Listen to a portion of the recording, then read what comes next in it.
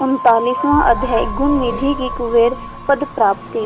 ब्रह्मा जी बोले, हे नारद जी, जब मेरा पहला कल्प हुआ था उसमें मेरे मानस के पुत्र पुलस्त्य से त्रिशा का जन्म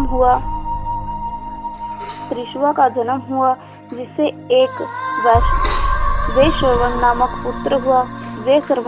पुत्र हुआ, जिसने अलंकापुरी को भोगा और अपने उग्र तप द्वारा शंकर जी की आराधना की।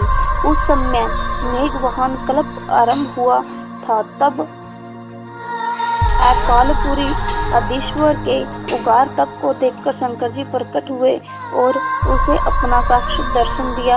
तो उसने कहा, हे शिव जी, आपके तेज से मेरे नेत्र बंद हो गए हैं, अतः अपने चरण कमलों के दर्शन करने की सामर्थ्य मेरे नेत्रों को दीजिए।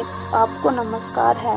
यह यज्ञदाता का ही पुत्र था, जिसने कि शिव के साथ पार्वती जी को देखा तो उनके प्रति उसने क्रूर दृष्टि की तो उनका बायां नेत्र फूट गया था। शिव जी ने पार्वती जी से कहा, यह तुम्हारा पुत्र है और तुम्हें क्रूर दृष्टि से नहीं देखता है, अतः तुम्हारी तपस्या की प्रशंसा करता है, इसीलिए मैं इस निधियों का स्वामी बनता हूँ।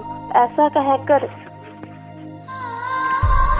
शिव जी ने उसे धनापति कुबेर बना दिया और फिर उसे पार्वती जी से मिलाकर कहा कि यह तुम्हारी माता है, इसीलिए प्रसन्नता पूर्वक उसके चरणों में प्रणाम करो।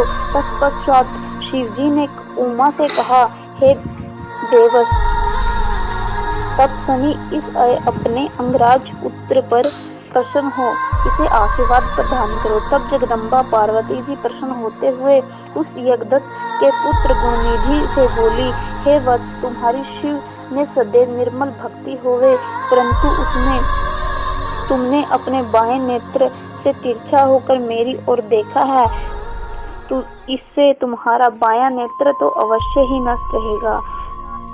इसके उपरांत श्री महादेव जी ने उसे वैश्वेश्वर नामक स्थान में कुबेर बनाकर नियुक्त कर दिया और